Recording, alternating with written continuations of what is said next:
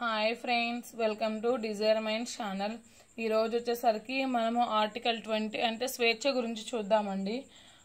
Previous వీడియోలో మనం ఏం చూసామో స్వేచ్ఛ అంటే భావ ప్రకటన హక్కు గురించి, మనకు ఉన్నటువంటి 6 రకాల స్వేచ్ఛ హక్కుల గురించి మనం చూసాము. ఈ రోజు అయితే మనకి అంటే ఒక నేరం నుంచి రక్షణ అనేదాన్ని ఏ విధంగా కల్పిస్తుంది రాజ్యం అనేది, అంటే ఆర్టికల్ 20 గురించి ఈరోజు మనం చూద్దామండి. ఈ ఆర్టికల్ 20, ఆర్టికల్ 21 ఈ రెండు కూడా మనకి చాలా ఇంపార్టెంట్ అండి. ప్రాథమిక హక్కులలో మనకి కంపల్సరీగా ఒక క్వశ్చన్ అయితే వచ్చింది. ఒకటి కాదండి, నాకు తెలిసినంతవరకు ప్రాథమిక హక్కుల నుంచి మినిమం 2 to 3 బిట్స్ రావడం మనకు జరిగింది. సో అందులో మనకి ఆర్టికల్ 20, ఆర్టికల్ 21 గురించి అయితే బిట్ లేకుండా నాకు తెలిసినంతవరకు బిట్ పేపర్ అయితే ఉండేదండి. అంత ఇంపార్టెంట్ ఈ రెండు ఆర్టికల్స్. సో మరి ఈ రెండు ఆర్టికల్ ఏంటంటే మనకి ఇప్పుడు వరకు మనం చెప్పుకున్నటువంటి ఆర్టికల్ 15, 16, 19 ఇవన్నీ కూడా మనకి కేవలం భారత పౌరులకు మాత్రమే వర్తించేటువంటి హక్కులు అనమాట. కానీ ఇప్పుడు మనం చూడబోతున్నటువంటి హక్కు ఏంటంటే protection in respect of conviction for offences. ఎవరైనా ఒక వ్యక్తి అఫెన్స్ చేసినప్పుడు, నేరం చేసినప్పుడు, సో ఆ నేరం నుంచి రక్షణ పొందే హక్కు అనేది నాట్ ఓన్లీ ఇండియన్స్ అండి, విదేశీయులకు కూడా మనకి ఇది వర్తించడం జరిగింది. అంటే ఏంటి ఈ రక్షణ అంటే నేరారోపణ, ఇప్పుడు ఒక వ్యక్తి నేరారోపణ జరిగింది, సో అతనికి రక్షణ కల్పించే హక్కు అనేది, అతనికి రక్షణ కల్పించడం అనేది అటు భారతీయులకి అదేవిధంగా విదేశీయులు అందరికీ కూడా ఇది వర్తించుద్దండి. అందుకే ఇక్కడ మనకి వ్యక్తి అని చెప్తాము, పౌరుడు అని చెప్పం. పౌరుడు అని మనం చెప్పామంటే అది కేవలం భారత పౌరులకు మాత్రమే వర్తించింది. వ్యక్తి అని చెప్తున్నామంటే అటు పౌరులకి విదేశీయులకి అందరికీ అంటే భారతీయ పౌరులకి విదేశీయులకి అందరికీ వచ్చిద్దని చెప్పవచ్చు. అంటే మనకేంటి, ఒక వ్యక్తి అనేవారు ఒక నేరం చేసి, సో ఆ నేరం సంబంధించి అధిక శిక్ష నుంచి మనకి ఏ ఆర్టికల్ రక్షిస్తుందంటే ఆర్టికల్ 20 అనేది మనకి రక్షిస్తుందండి. అంటే ఏంటి, మనకి ఆర్టికల్ 20 ప్రకారము చేసిన నేరానికి మాత్రమే శిక్ష అనుభవించాలి అని చెప్పి, అలా కాకుండా నిరంకుశత్వాన్ని ఉపయోగించేసి ఒక నేరానికి ఎక్కువ శిక్ష విధించడం అనేది మనకి ఆర్టికల్ 20 అనేది మనకి వ్యతిరేకించదు అనమాట. సో ఈ ఆర్టికల్ 20 అనేది మనకి అత్యవసర పరిస్థితుల్లో కూడా రద్దు అవ్వదు. అంటే మనకేంటి ఆర్టికల్ 359 ప్రకారం ఏంటంటే అత్యవసర పరిస్థితులలో మనకి ఈ స్వేచ్ఛ హక్కులు ఇవన్నీ రద్దు అవుతాయి కదండి. కానీ మనకి ఈ అత్యవసర పరిస్థితులలో కూడా ఏంటంటే మనకి ఈ హక్కు అనేది మనకి రద్దు అవడం జరగదన్నమాట. మనకి ఈ ఆర్టికల్లో ఆర్టికల్ 20 క్లాస్ 1 ఉండిద్దండి. సో ఈ ఆర్టికల్ 20 క్లాస్ 1 ఏం చెప్తుందంటే ఒక వ్యక్తి ఒక పని చేసినప్పుడు ఆ సమయంలో అది చట్టరీత్యా నేరం అని పేర్కొంటే తప్ప అతనిని శిక్షించరాదు. ఇప్పుడు ఎగ్జాంపుల్ చెప్తున్నా, ఇప్పుడు ఎక్స్ అనే వ్యక్తి ఉన్నాడండి, 2023లో అతను ఒక నేరం చేశాడు. సో 2023లో అతను నేరం చేసినప్పుడు అది చట్టరీత్యా చట్టానికి వ్యతిరేకమైన పని అని నిర్ధారణ అయినప్పుడు మాత్రమే మనకి అతన్ని శిక్షించాలి. కానీ అతను 2023లో నేరం చేస్తే 2025లో తీర్పిచ్చేటప్పుడు అప్పటి పరిస్థితులను బేస్ చేసుకొని అతనికి శిక్ష అనేది విధించరాదు అని చెప్పి మనకి ఆర్టికల్ 20 క్లాస్ 1 చెప్తుంది అనమాట. అంటే ఏంటి, ఆ వ్యక్తిని నేర సమయంలో ఆ నేరానికి న్యాయంగా ఎంత శిక్ష విధించాలో తగినంత శిక్ష మాత్రమే విధించాలి, అంతేగాని ఎక్కువ శిక్ష అనేది అతనికి విధించరాదు అని చెప్పి మనకి ఆర్టికల్ 20 క్లాస్ 1 చెప్తుందండి. సరే మళ్ళీ చూడండి, ఆర్టికల్ 20 క్లాస్ 1 ఏం చెప్తుందంటే మనకి ఒక వ్యక్తి ఒక పని చేసినప్పుడు ఆ సమయంలో అంటే ఇక్కడ మెన్షన్ చేస్తున్నాం చూడండి, ఆ సమయంలో అని చెప్తున్నామండి. అంటే ఆ సమయంలో అతను చట్టరీత్యా వ్యతిరేకమైన పని చేస్తే అప్పుడు మాత్రమే అతనికి శిక్ష విధించాలి. అది కూడా ఏంటి, అతను చేసిన పనికి తగ్గ శిక్ష మాత్రమే విధించాలి, కానీ ఎక్కువ శిక్ష అనేది అతనికి విధించరాదు. సో అలా శిక్ష ఎక్కువ విధించడం అనేది ఆర్టికల్ 20 క్లాస్ 1 ప్రకారం నేరం అని చెప్తున్నారు మనకి. అదేవిధంగా మనకి డబుల్ జియో పార్టీ ఉండిద్దండి. సో డబుల్ జియో పార్టీ అంటే ఏంటంటే మనకి ఒక వ్యక్తి ఒక నేరానికి ఒకసారి కంటే ఎక్కువ శిక్ష అనేది విధించకూడదు అనమాట. అంటే ఎవరైనా ఒక వ్యక్తి ఒక నేరం చేసినప్పుడు ఆ నేరానికి ఒక్కసారి మాత్రమే శిక్ష విధించాలి అని చెప్పి ఏ ఆర్టికల్ చెప్తుందంటే మనకి ఆర్టికల్ 20 క్లాస్ 2 అనేది చెప్పడం జరుగుతుందండి. ఆర్టికల్ 20 క్లాస్ 2 ప్రకారం మనకి డబుల్ జియో పార్టీ అనేది మనకి లేదు. అంటే ఏంటి, ఏదైనా ఒక వ్యక్తి నేరం చేసినప్పుడు ఒక శిక్ష మాత్రమే అతనికి విధించాలి అని చెప్పి చెప్తుంది అనమాట. నెక్స్ట్ ఆర్టికల్ 20 క్లాస్ 3 ఏం చెప్తుందంటే మనకి ముద్ద అయిన ఏ వ్యక్తిని సరే తనకు వ్యతిరేకంగా సాక్ష్యం చెప్పమని నిర్బంధం చేయరాదనమాట. సో ఒక వ్యక్తి ఇప్పుడు ముద్ద అయ్యిండు, తనకు వ్యతిరేకంగా సాక్ష్యం చెప్పమని చెప్పి అతనిని మనం నిర్బంధం అనేది చేయరాదు. అలా నిర్బంధం చేయడం అనేది మనకి ఆర్టికల్ 20 క్లాస్ 3 ప్రకారము మనకి నేరం అవుతుంది.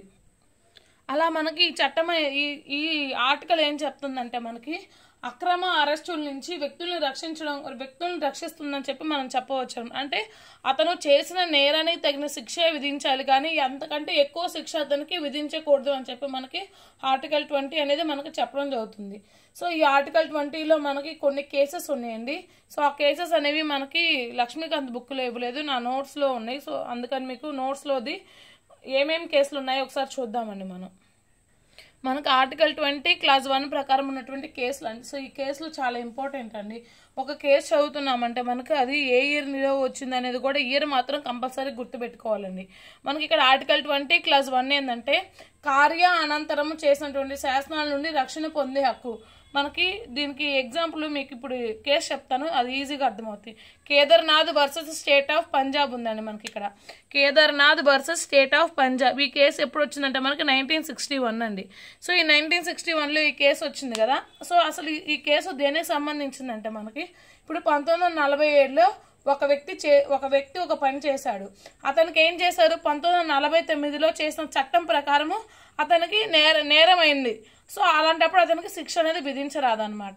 కారణం ఏంటంటే మనకి ఆర్టికల్ 20 క్లాస్ 1 ఏం చెప్తుందంటే కార్య అనంతరము చేసినటువంటి శాసనము చెల్లుబాటు అవ్వదు అని చెప్తుంది. అంటే ఏంటి, ఇప్పుడు ఎక్స్ అనే వ్యక్తి తీసుకున్నాడు, ఎక్స్ అనే వ్యక్తి ఉన్నాడు. సో ఆ ఎక్స్ అనే వ్యక్తి ఏం చేశాడు, 2022లో మనకి ఒక పని చేశాడు. అతను 2022లో చేసినప్పుడు ఆ పని నేరం కాదనమాట. కానీ మనకి అతను 2022లో ఒక పని చేశాడు, దానికి సంబంధించి చట్టం మనకి 2023లో వచ్చింది. సో ఆ పని ఎప్పుడు మనకి 2022లో జరిగింది, కానీ చట్టం 2023లో వచ్చింది. సో ఆ చట్టాన్ని బేస్ చేసుకొని అతనికి శిక్ష విధించడం అనేది నేరము అని చెప్పి మనకి ఏ కేసులో చెప్తున్నారంటే Kedarnath versus state of Punjab కేసులో మనకి ఈ తీర్పునైతే సుప్రీంకోర్టు ఇవ్వడం జరిగిందండి. నెక్స్ట్ ఇంకో కేసు చూడండి, Ratan Lal versus state of Punjab. ఈ కేసు ఎప్పుడు వచ్చిందంటే మనకి 1964లో అండి. Ratan Lal versus state of Punjab ఈ కేసులో కూడా ఏంటంటే కార్య అనంతరము శాసనం చేసినటువంటి శాసనము క్రిమినల్ కేసు కూడా వర్తించవచ్చు. అంటే ఏంటి మనకి ఈ క్రిమినల్ కేసులలో ఏంటంటే కార్య అనంతరం చేసిన శాసనాలు అనేవి వర్తిస్తాయి అని చెప్పి మనకి Ratan Lal versus state of Punjab కేసులో కూడా చెప్పడం జరిగింది. మనకి ఇప్పుడు వచ్చిన 2 కేసులు కూడా స్టేట్ ఆఫ్ పంజాబేనండి. So Kedarnath versus state of Punjab ఏమో 1961, Ratan Lal versus state of Punjab వచ్చేసరికి ఏమో 1964. ఇప్పుడు మనం ఆర్టికల్ 20 క్లాస్ 1లో ఉన్నటువంటి కేసులు చూసాము. నెక్స్ట్ ఆర్టికల్ 20 క్లాస్ 2లో ఉన్నటువంటి కేసులు చూద్దాం.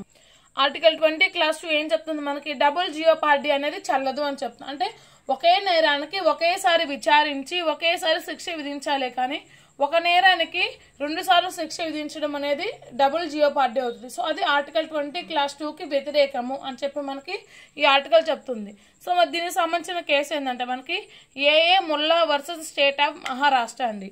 ఏఏ Mulla versus state of Maharashtra. ఈ కేసులో ఏంటంటే మనకి ఒక నేరాన్ని వేరువేరు చట్టాల ప్రకారం వేరువేరుగా విచారణ చేసి శిక్ష విధించవచ్చు.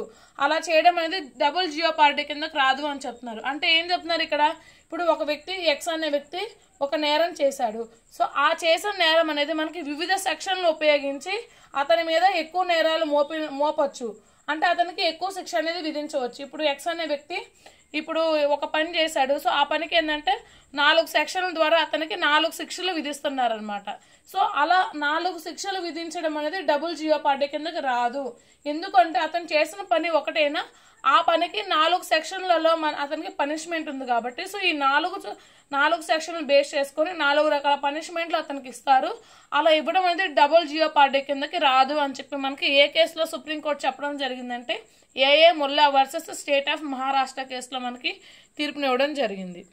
నెక్స్ట్ ఆర్టికల్ 20 క్లాస్ 3 ఉందండి. సో ఇది చాలా ఇంపార్టెంట్ మనకి. ఇది ఏంటంటే ప్రొటెక్షన్ ఫ్రమ్ సెల్ఫ్ ఇంక్రిమినేషన్. అంటే ఏంటి, బలవంతపు సాక్ష్యం అనేది చెల్లదు అని చెప్పి మనకి ఈ ఆర్టికల్ 20 క్లాస్ 3 అనేది మనకు చెప్తుంది అనమాట. దీనికి సంబంధించిన కేసు ఏంటంటే మనకి కోబాడ్ గాంధీ కేసు. సో ఈ కోబాడ్ గాంధీ కేసు ఏంటంటే మనకి నక్సలైట్ తరహా కేసు అనమాట. ఇక్కడ ఏంటంటే మనకి నార్కో అనాలిసిస్ చేయడం అనేది రాజ్యాంగ విరుద్ధము. అంటే ఇప్పుడు కొంతమందికి నార్కో టెస్ట్ చేస్తారు. సో అలా నార్కో టెస్ట్ చేయడం అనేది చట్ట విరుద్ధం అని చెప్పి ఈ కేసులో చెప్పడం జరిగిందనమాట. ఈ నార్కో టెస్ట్ ఎప్పుడు చేయాలి అంటే తీవ్రవాదులు కానీ నక్సలైట్ల నేరస్తులకు మాత్రమే మనకి, అది కూడా ఏంటి విత్ పర్మిషన్ మాత్రమే చేయాలి, కానీ వితౌట్ పర్మిషన్ చేయకూడదు అని చెప్పి మనకి ఈ కేసులో చెప్పడం జరిగిందనమాట.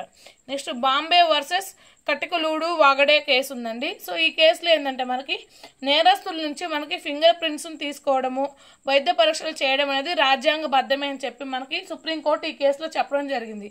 ఏ కేసు అంటే మనకి బాంబే వర్సెస్ కటికలుడు ఒకడే కేసు అనమాట. సో ఈ కేసులో ఏంటంటే నేరస్తుల నుంచి ఫింగర్ ప్రింట్స్ తీసుకోవడము, అదేవిధంగా వాళ్ళకి వైద్య పరీక్షలు చేయడం అనేది మనకి రాజ్యాంగబద్ధమే అని చెప్పి సుప్రీంకోర్టు ఈ కేసులో చెప్పడం జరిగింది. దీనికి సంబంధించి ఇంకో కేసు ఉందంటే మనకి ఎంపీ శర్మ వర్సెస్ సతీష్ చంద్ర కేసు అండి. సో ఈ కేసు ఏం చెప్తుందంటే మనకి ఇప్పుడు ఒక వ్యక్తి నేరారోపణ చేయబడ్డాడు అనమాట. సో అలా నేరారోపణ చేయబడిన వ్యక్తి కార్యాలయాలకు వెళ్ళి తనిఖీ చేయడం అనేది అతని యొక్క గోప్యత హక్కుకి భంగం కాదు. అంటే ఏంటి, జనరల్గా ఏం చెప్తారు, ఒక వ్యక్తి యొక్క కార్యాలయానికి వచ్చి అక్కడ మనకి సెర్చ్ చేయడం అనేది అతని యొక్క గోప్యతకి భంగం అని చెప్తాం కదా. కానీ నేరారోపణ చేయబడిన వ్యక్తి యొక్క కార్యాలయానికి వెళ్ళి అక్కడ తనిఖీ చేయడం అనేది అతని యొక్క వ్యక్తి గోప్యత హక్కు కిందకి రాదు అని చెప్పి మనకి ఈ కేసులో చెప్పడం జరిగింది. నెక్స్ట్ నందిని సతపతి కేసు అండి. సో ఈ కేసులో ఏం చెప్పారు అంటే మనకి అసలు బలవంతపు సాక్ష్యం అంటే ఏమిటి అనేది మనకి ఈ కేసులో వివరించడం జరిగింది సుప్రీంకోర్టు అనేది. అంటే నందిని సతపతి కేసులో ఏం చెప్పారు అంటే మనకి అసలు బలవంతపు సాక్ష్యం అని చెప్తున్నాం కదా. ఆర్టికల్ 20 క్లాస్ 3 ఏం చెప్తుంది మనకి, బలవంత సాక్ష్యం చెల్లదు అని చెప్తుంది. సో అసలు ఆ బలవంతపు సాక్ష్యం అంటే ఏమిటి అనేది మనకి ఏ కేసులో చెప్పారు అంటే నందిని సతపతి కేసులో మనకి చెప్పడం జరిగిందండి. మొత్తం మనకి ఆర్టికల్ 20లో మనకి 3 క్లాసులు ఉన్నాయండి. 20 క్లాస్ 1, క్లాస్ 2, క్లాస్ 3. 20 క్లాస్ 1 ఏం చెప్తుందంటే మనకి కార్యానంతరం చేసినటువంటి శాసనాల నుండి రక్షణ పొందే హక్కు గురించి చెప్తుంది. 20 క్లాస్ 2 ఏం చెప్తుందంటే ప్రొటెక్షన్ అగెన్స్ట్ డబుల్ జియోపార్డీ, అంటే ఒక నేరానికి ఒక శిక్షే ఉండాలి కానీ 2 శిక్షలు ఉండకూడదు అని చెప్పి ఆర్టికల్ 20 క్లాస్ 2 చెప్తుంది. ఫైనల్గా ఆర్టికల్ 20 క్లాస్ 3 ఏం చెప్తుందంటే మనకి బలవంతపు సాక్ష్యం అనేది చెల్లదు అని చెప్పి మనకి ఆర్టికల్ 20 క్లాస్ 3 చెప్తుంది. ఇదండి మనకి ఆర్టికల్ 20 గురించి. నెక్స్ట్ ఆర్టికల్ 21 గురించి చూద్దాం మనం. నెక్స్ట్ ఈ ఆర్టికల్ 21 అనేది కూడా మనకి చాలా ఇంపార్టెంట్ అండి. అసలు ఈ ఆర్టికల్ దేని గురించి చెప్తుందంటే ప్రాణరక్షణ, వ్యక్తిగత స్వేచ్ఛ, అంటే ఒక వ్యక్తి యొక్క ప్రాణానికి రక్షణ, అతని యొక్క వ్యక్తిగత స్వేచ్ఛను గురించి ఈ ఆర్టికల్ అనేది మనకు చెప్పడం జరుగుతుంది అనమాట. చట్టం నిర్దేశించిన పద్ధతి అనుసరించకుండా వ్యక్తి ప్రాణానికి కానీ వ్యక్తిగత స్వేచ్ఛకు కానీ రక్షణ, అంటే ఇప్పుడు చట్టం నిర్దేశించిన పద్ధతిని ఉపయోగించకుండా ఒక వ్యక్తి ప్రాణానికి కానీ లేదంటే అతని యొక్క వ్యక్తిగత స్వేచ్ఛకు కానీ భంగం కలిగించడం అనేది నేరము అని చెప్పి ఆర్టికల్ 21 అనేది మనకు చెప్తుంది అనమాట. సో ఈ ఆర్టికల్ కూడా మనకి ఆర్టికల్ 20 లాగానే భారతీయులకి అదేవిధంగా విదేశీయులకి అందరికీ కూడా మనకి ఇది వర్తిస్తుంది. సో సేమ్ ఈ కేసు కూడా, ఈ ఆర్టికల్ కూడా ఏంటంటే మనకి అత్యవసర పరిస్థితులు ఇది మనకి రద్దు అవ్వదండి. అంటే దీన్ని ఎప్పుడు చేర్చారు అంటే మనకి రాజ్యాంగంలో 44వ రాజ్యాంగ సవరణ చట్టము ప్రకారం ఆర్టికల్ 359 చేర్చి సో అత్యవసర పరిస్థితుల్లో కూడా మనకి ఈ హక్కులు రద్దవు అని చెప్పి మనకి చెప్పడం జరిగిందనమాట. సో మరి దీనికి సంబంధించి కొన్ని కేసులు ఉన్నాయండి. సో ఆ కేసులు ఏంటో చూద్దాం మనము. మనకి ఆర్టికల్ 21లో అనేక రకాలైనటువంటి స్వేచ్ఛలు ఉంటాయండి. సో ఆ స్వేచ్ఛలన్నీ ఒకసారి చూసి ఆ తర్వాత మనము దీనికి సంబంధించినటువంటి కేసులు ఉన్నాయండి, చాలా ఇంపార్టెంట్. ఆ కేసులన్నీ వాటిని చూద్దాము. సో ఈ మెయిన్గా ఆర్టికల్ 21 ఏం చెప్తుందంటే వ్యక్తిగత స్వేచ్ఛని, అంటే ఒక వ్యక్తి లేదంటే వ్యక్తి సమూహానికి చెందినటువంటి స్వేచ్ఛను కాపాడాలని చెప్పి మనకి ఈ ఆర్టికల్ 21 అనేది చెప్తుంది అనమాట.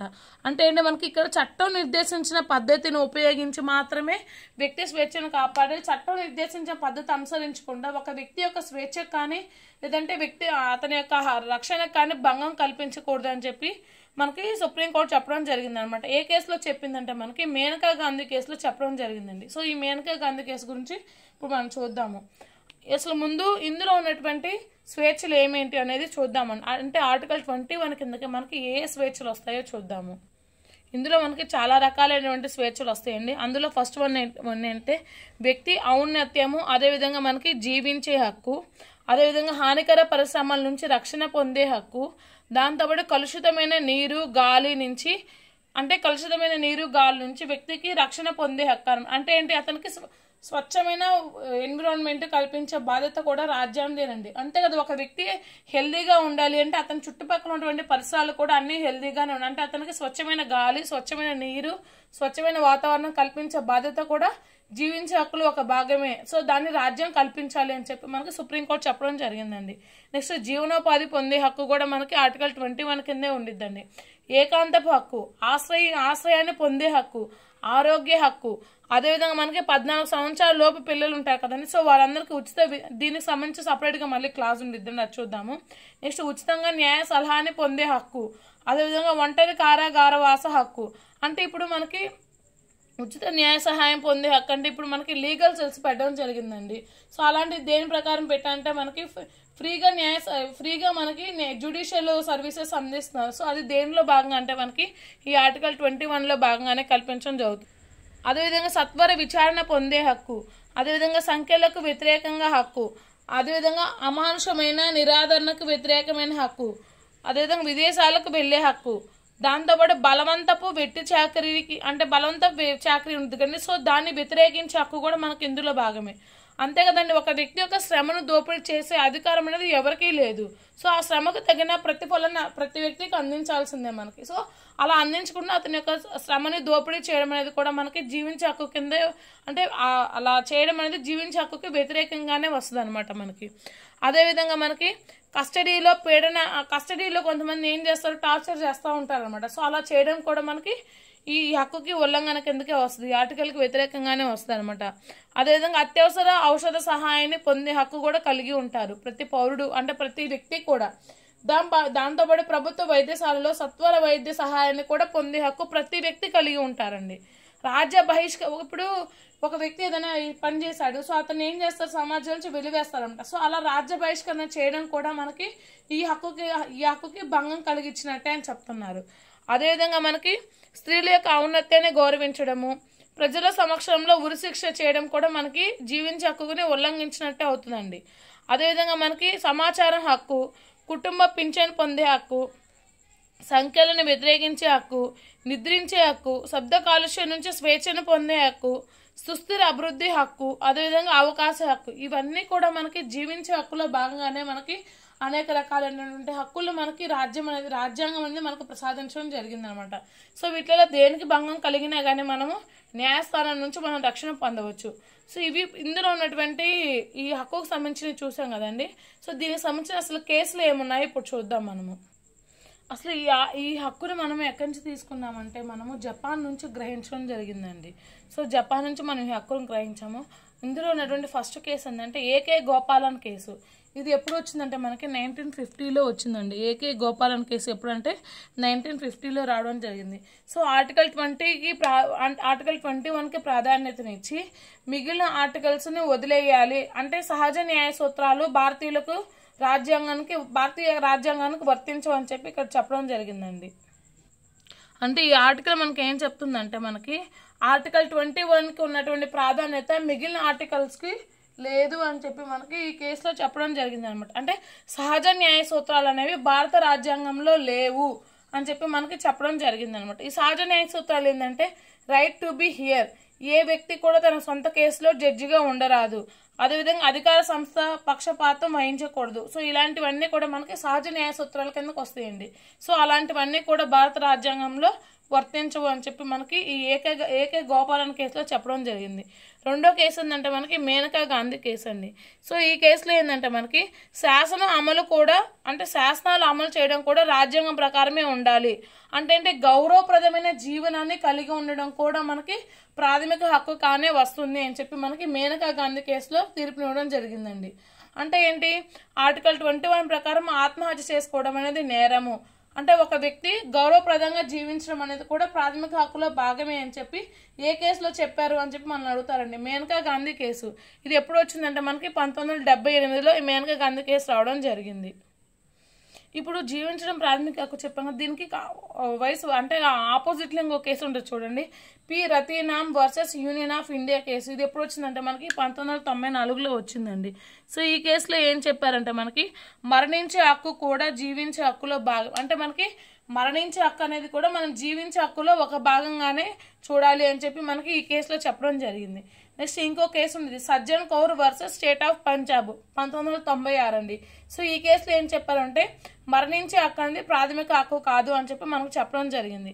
సో మరణించే హక్కు ప్రాథమిక హక్కు కాదు అని ఎందుకు చెప్తున్నారంటే మనకి ఐపీసీ సెక్షన్ 409 ప్రకారం ఏంటంటే మనకి ఆత్మహత్య చేసుకోవడం అనేది నేరము. సో ఆత్మహత్య చేసుకునేది చట్టరీత్యా నేరము. సో అందుకని మనకి ఆ మరణించే హక్కు అనేది మనకి జీవించే హక్కులు ఒక భాగమే, కానీ మరణించే హక్కు అనేది ప్రాథమిక హక్కు కాదు అని చెప్పి మనకి ఈ Sajjan Kaur versus state of Punjab కేసులో చెప్పడం జరిగింది అనమాట. అదేవిధంగా ఇంకా ఏం చెప్పారంటే 2015లో ఆత్మహత్య చేసుకోవడం అనేది అసహజమైన చర్య. మరణం అనేది సహజంగా రావాలండి, కానీ అలా సహజంగా రావాల్సిన దాన్ని మనం అసహజమైన చర్య ద్వారా చేయడం అనేది నేరము. సో దానికి సంబంధించి కౌన్సిలింగ్ ఇవ్వాలి అని చెప్పి మనకి 2015లో సుప్రీంకోర్టు చెప్పడం జరిగిందనమాట. ఇంకో కేసు ఏంటంటే ప్రకాష్ కదం వర్సెస్ రామ్ ప్రసాద్ గుప్తా అండి. సో ఈ కేసులో ఏం చెప్పారంటే ఫేక్ ఎన్కౌంటర్స్, అసాధారణ నేరాలు వంటి వాటికి ఉరిశిక్ష విధించవచ్చు అని చెప్పి సుప్రీంకోర్టు చెప్పడం. అంటే ఇప్పుడు ఏంటి, కొంతమందిని ఫేక్ ఎన్కౌంటర్స్ చేస్తూ ఉంటారనమాట. సో ఇలా అసాధారణ నేరాలు చేసిన వారికి ఉరిశిక్ష విధించవచ్చు అని చెప్పి మనకి ఏ కేసులో చెప్పారంటే ప్రకాష్ కదం వర్సెస్ రామ్ ప్రసాద్ గుప్తా కేసులో సుప్రీంకోర్టు చెప్పడం జరిగిందనమాట. అదేవిధంగా ఇంకొక తీర్పు ఉందండి, Bachan Singh versus state of Punjab, Jagan case, అదేవిధంగా కేహర్ సింగ్. సో ఈ కేసు అన్నిట్లలో కూడా మనకి ఉరిశిక్ష విధించడం అనేది రాజ్యాంగబద్ధమే. ఈ 3 కేసులో మనకు సుప్రీంకోర్టు ఏం చెప్పిందంటే ఉరిశిక్ష విధించడం అనేది రాజ్యాంగబద్ధమే అని చెప్పి మనకి ఈ కేసులో చెప్పడం జరిగిందనమాట. అదేవిధంగా మనకి ఇక్కడ ఒకటి ఉందండి, మెర్సీ కిల్లింగ్ అనేది ఉంది. సో ఈ మెర్సీ కిల్లింగ్ అనేది ఏంటంటే మనకి 2 రకాలండి. సో అదేంటంటే ఒకటి పాయిజన్ ఇచ్చి చంపడము, అంటే డైరెక్ట్గా చంపడము. 2 పోషకాహారం అంటే ఇచ్చే మెడికేషన్ ఆపేసి ఇండైరెక్ట్గా చంపడం. సో ఈ మెర్సీ కిల్లింగ్ అనేది మనకి 2 రకాలు ఉండిద్ది.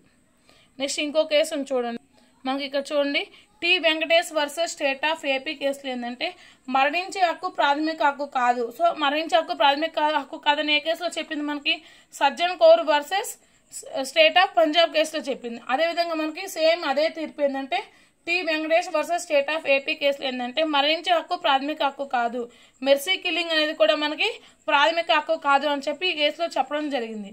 అదేవిధంగా ఇంకో కేసు ఉంది, అరుణ్ షాన్బాగో కేసు అంటారు. సో ఈ కేసులో కూడా ఏంటంటే మెర్సీ కిల్లింగ్ కి పిటిషన్ పెట్టి అధికారము రోగికి కానీ లేదంటే రోగి సమీప బంధువులకు మాత్రమే ఉంది అని చెప్పి. అంటే ఏంటి, మెర్సీ కిల్లింగ్ ద్వారా ఏం చేస్తారు, వారిని మెడికేషన్ ఆపేసి మన దగ్గర యాక్టివ్ మెర్సీ కిల్లింగ్ అనేది లేదండి, భారతదేశంలో అమల్లో లేదు. ఓన్లీ ప్యాసివ్ మెర్సీ కిల్లింగ్ మాత్రమే మనకి భారతదేశంలో అమల్లో ఉంది. సో ఆ ప్యాసివ్ మెర్సీ కిల్లింగ్ కూడా రోగి కానీ లేదంటే రోగి కుటుంబ సమీప బంధువులు ఉంటారు కదా, వారు మాత్రమే అప్లికేషన్ పెట్టాలి అని చెప్పి ఈ అరుణ్ షాన్బాగో కేసులో మనకి సుప్రీంకోర్టు చెప్పడం జరిగింది. ఇది ఫ్రెండ్స్ ఈరోజు వీడియో. ఈరోజు మనము రెండు ఆర్టికల్స్ గురించి చూసాము, ఆర్టికల్ 20, ఆర్టికల్ 21, వాటికి సంబంధించిన కేసులు కూడా చూసాము. ఈ 2 అయితే మనకు చాలా ఇంపార్టెంట్ అండి. ఈ కేసులు కూడా మనకి ఎగ్జామ్లో రావడానికి ఛాన్సెస్ ఎక్కువ ఉంటాయి కాబట్టి సో ఈ కేసులు కూడా ఒకసారి చూసుకోండి. ఇది ఫ్రెండ్స్ ఈరోజు video. If you like my videos please like, share and subscribe to desirement channel friends. Thank you for watching my videos.